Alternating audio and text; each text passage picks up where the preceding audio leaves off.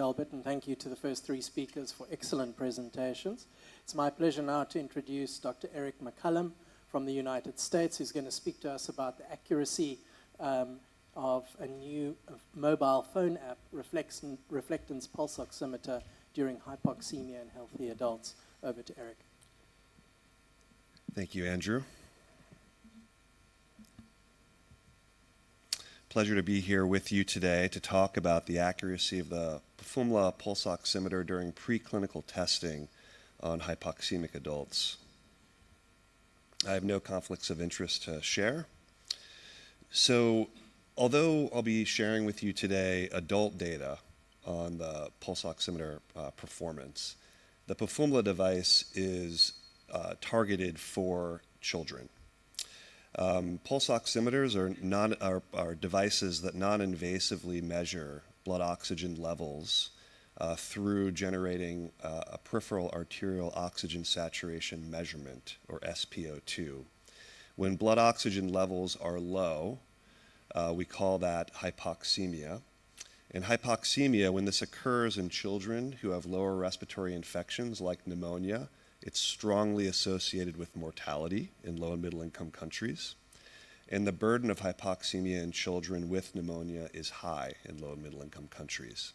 Despite this, children in low and middle income countries do not have ready access to quality, accurate, low-cost pulse oximeters that are designed for their needs. Children have unique needs from adults when it comes to pulse oximeters. They have smaller measurement surfaces. There's more movement during the measurement typically with the child, creating more measurement artifact. And children compared to adults have more labile peripheral perfusion. All of those factors can influence the accuracy of a pulse oximeter when used on a child.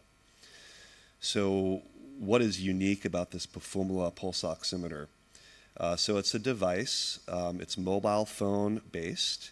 It's a reflectance pulse oximeter that was importantly co-designed with healthcare workers in South Africa for the needs of children in low and middle income country contexts.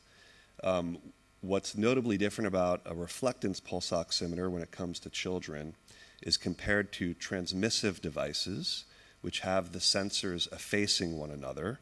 And you can, if you're familiar with pulse oximeters, there are clips and wraps that go around the fingers and toes. This device itself has the sensor on the end of the device with the sensors side by side. And what this does is it works similarly to a transmissive device, but it allows more flexibility in location selection. This is particularly important in children.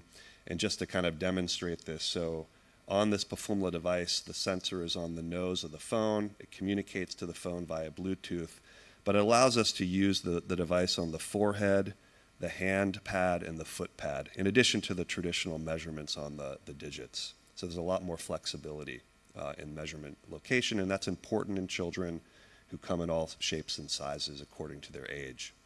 So in this study, we evaluated whether the Phefumla device meets the current accuracy criteria required by the US FDA for pulse oximeters, as well as the International Organization Standardization, which is called the ISO. I'll come back to this particular metric. It's called the root mean square error, or ARMS, but this is used to evaluate the performance of the devices.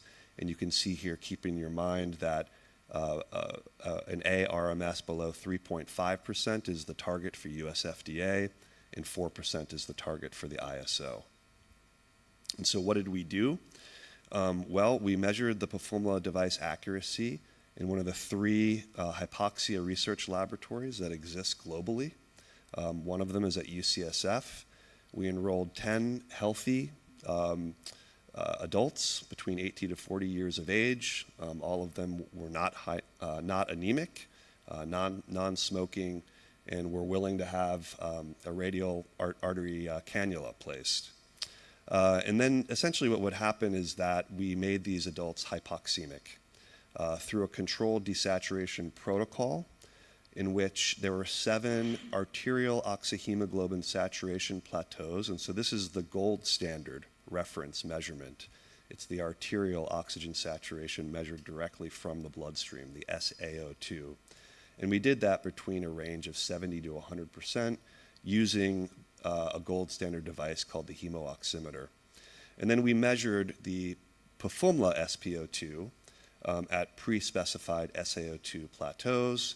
We also evaluated skin tone according to a metric called the Monk Skin Tone Scale. And so we compared the Phefumla SpO2 and the gold standard SaO2 in several ways. So we calculated the mean bias, which is the difference between the SpO2 and SaO2, the precision, which is simply the standard deviation of the bias, and then the performance, which is its root mean square error metric that I mentioned. This essentially is the sum of all of the biases that measurements that were taken into account, squared and then square rooted, so you end up with a positive number. And then we also created a linear regression model to evaluate the relationship of bias to SaO2. So the results. As I mentioned, we enrolled 10 adults, 60% of whom were female, a mean of 27 years old. 70% had medium to dark skin tone. There were 229 total Phefumla device SpO2 measures that were paired with SaO2 measurements. And the mean bias of the Phefumla was 1%. The precision was 2.2%. And that all-important performance metric, the root mean square measurement, was 2.2%. And then when this is visualized in a figure, the y-axis here is the bias, which is again the difference between the Phefumla SpO2 and the gold standard SaO2. The x-axis is the hemo-oximeter SaO2. Importantly, on the y-axis, the 0 is really the goal, shooting for no bias, no difference between the measurement and the gold standard.